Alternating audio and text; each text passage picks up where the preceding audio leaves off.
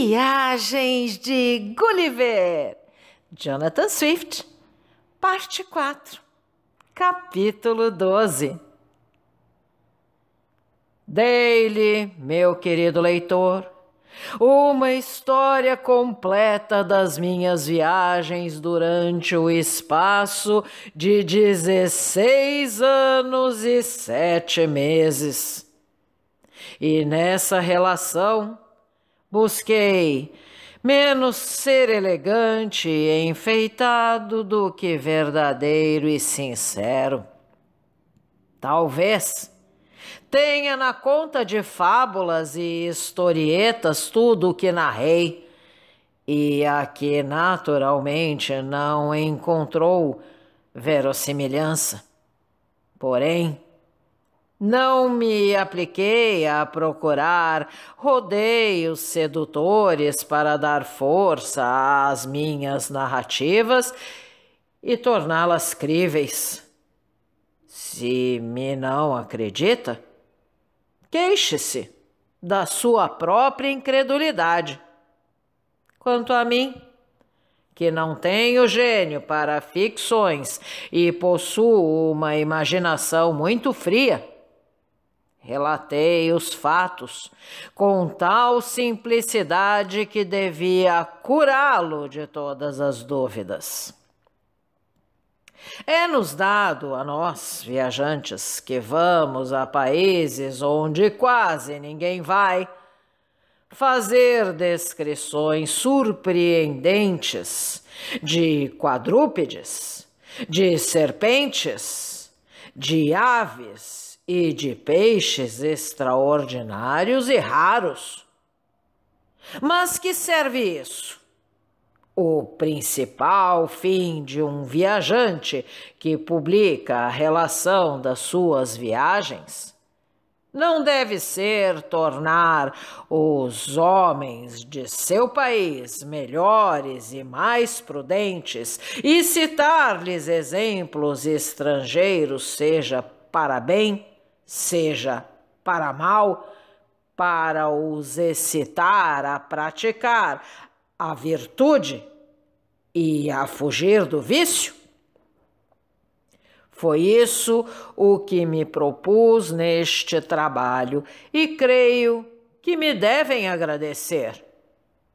De todo o meu coração, desejaria que fosse decretado por lei que antes de qualquer viajante publicar a relação das suas viagens, jurasse, em presença do Lord Grand Chanceler, que tudo o que mandasse imprimir fosse exatamente verdadeiro, ou, pelo menos, que assim o julgasse. O mundo não seria talvez enganado como é todos os dias.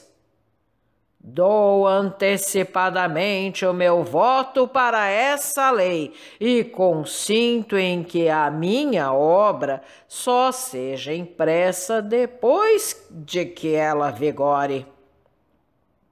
Na minha mocidade, percorri grande número de relações com infinito prazer, mas desde que dei quase volta ao mundo e vi coisas com os meus próprios olhos, perdi o gosto por essa espécie de literatura. Prefiro ler romances. Desconfio de que o leitor pensa como eu. Os meus amigos, julgando que a relação que escrevi das minhas viagens tinha um certo ar de verdade que agradaria ao público, fizeram-me ceder aos seus conselhos e consentir na impressão. Sofri muitos desaires na minha vida, mas nunca tive tendência para mentir, seguindo assim o preceito de Virgílio na Eneida. Sei que não há muita honra em publicar narrações de viagens. Que isto não demanda nem gênio nem ciência e que basta possuir uma boa memória ou ter um diário exato. Sei também que os fazedores de relações se assemelham aos dicionaristas e são, no fim de certo tempo, eclipsados, como que aniquilados por uma multidão de escritores posteriores, que repetem tudo o que os outros disseram e acrescentam coisas novas. Talvez me aconteça o mesmo.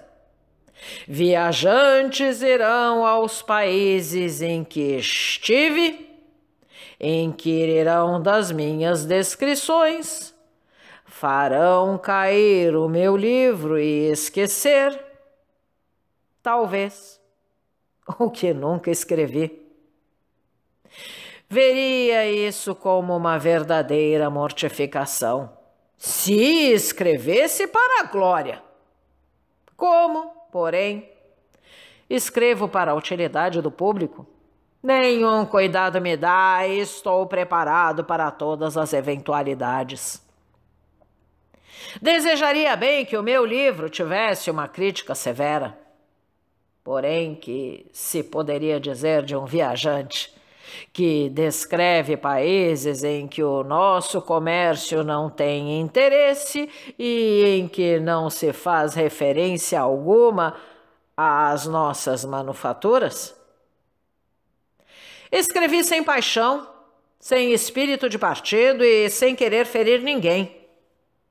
Escrevi para um fim mais nobre, que é a instrução geral do gênero humano. Escrevi sem ter em vista interesse algum ou vaidade, de maneira que os observadores, os examinadores, os críticos, os chicaneiros, os tímidos, os políticos e os pequenos gênios intrujões, os espíritos mais difíceis e mais injustos, nada terão que dizer-me e não encontrarão ensejo para exercer o seu odioso talento.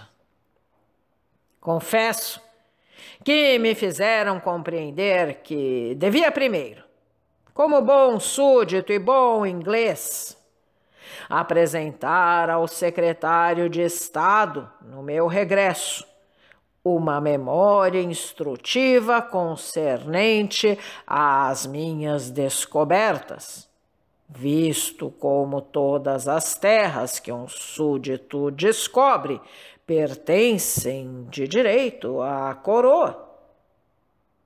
Entretanto, duvido que a conquista dos países de que se trata seja tão fácil como a que Fernando Cortés fez outrora de uma região da América, em que os espanhóis chacinaram tantos pobres índios nus e desarmados. Primeiramente, no que diz respeito ao país de Lilliput, é claro que a sua conquista não é coisa que vale a pena, pois não tiraríamos lucros que pagassem as despesas feitas com uma esquadra e um exército. Pergunto se haverá prudência em ir atacar os Brodinanianos. Seria muito interessante ver um exército inglês fazer ali uma descida. Ficaria contente se fosse enviado a uma região onde se tem sempre sobre a cabeça uma ilha aérea, pronta a esmagar os rebeldes e, com razão maior, os inimigos de fora que quisessem se apoderar desse império. É verdade que a conquista do país dos Rohingyas parece muito acertada. Esses povos ignoram o ofício da guerra, não sabem o que são armas de fogo e armas brancas. Contudo, se eu fosse ministro de Estado, nunca estaria disposto a fazer semelhante conquista. A sua elevada prudência e a sua perfeita unanimidade são armas terríveis. Imagine-se, além disso, 100.000 Houyhnhnms lançando-se furiosamente sobre um exército europeu. Que carnificina não fariam eles com os dentes e de quantas cabeças e estômagos não dariam cabo com as suas patas traseiras? Mas, longe de pensar em conquistar o seu país, queria antes que o convidassem a enviar alguns da sua nação para civilizar a nossa, isto é, para a tornar virtuosa e mais sensata. Uma outra razão evita que eu seja de parecer da conquista dessa região e de crer que venha a propósito aumentar os domínios de Sua Majestade Britânica com as minhas felizes descobertas. Esta é a verdade. A maneira por que se toma posse de um novo país descoberto causa-me alguns ligeiros escrúpulos. Por exemplo, um grupo de piratas é impelido por uma tempestade para uma região desconhecida. Um marujo, do alto da Gávea, avista terra, e ei-los logo a singrar para lá. Aportam, desembarcam na praia, vem um povo desarmado que os acolhe bem, logo dão uma nova denominação à terra e apossam-se dela em nome do seu chefe. Erigem um monumento que atesta à posteridade esta bela ação. Em seguida, põe-se a matar 2 a 3 dúzias desses pobres índios e tem a bondade de poupar-lhes outra dúzia que mandam para as suas cabanas. É este propriamente o ato de posse que o direito divino começa a fundar.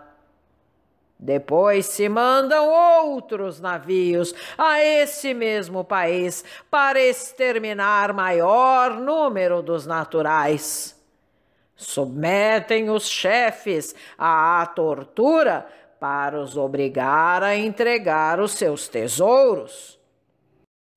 Confesso que o que aí fica não respeita a nação inglesa, que na fundação das colônias faz sempre brilhar a prudência e a justiça, e que, sob este ponto, pode servir de exemplo a toda a Europa. Sabe-se qual o nosso zelo para fazer conhecer a religião cristã nos países modernamente descobertos e felizmente ocupados, que para aí fazer praticar as leis do cristianismo, temos o cuidado de mandar pastores muito piedosos e muito edificantes, homens de bons costumes e de bom exemplo, mulheres e donzelas irrepreensíveis e de uma virtude bem demonstrada, valentes oficiais, juízes íntegros e, principalmente, governadores de uma reconhecida probidade que fazem consistir a sua felicidade na dos habitantes do país, que não exercem tirania alguma, que não têm avareza, ambição, cupidez, mas unicamente muito zelo pela glória e pelos interesses do rei seu amo. De resto, que interesse teríamos nós em querer nos apoderar dos países cuja descrição fiz? Que vantagens tiraríamos do trabalho de acorrentar e matar os naturais? Nesses países não há minas de ouro ou de prata, nem açúcar, nem tabaco. Se, no entanto, a corte for de parecer contrário, declaro que estou pronto a atestar, quando me interrogarem judicialmente, que antes de mim, europeu algum pusera os pés nestas mesmas regiões. Tomo por testemunhas os naturais, cujo depoimento deve fazer fé. É verdade que se pode fazer chicana com relação a esses 2 yahoos que citei e que, conforme a tradição dos Hohennams, apareceram sobre uma montanha e tornaram-se desde então a vergonha de todos os yahoos que infestam essa região. Não é difícil, porém, provar que esses 2 antigos yahoos eram oriundos da Inglaterra. Certos traços dos seus descendentes, certas tendências, certas maneiras o fazem pressupor. Quanto ao mais, deixo aos doutores em matérias de colônias discutir este assunto e examinar se não se funda num título claro e incontestável pelo direito da Grã-Bretanha. Obrigada pela audiência. Se você gostou deste áudio, por favor, deixe seu like, compartilhe, deixe também seus comentários. E não esqueça de se inscrever no canal e ativar o sininho. Assim, toda vez que nós colocarmos um novo vídeo, você será avisado. Um grande abraço e até a próxima!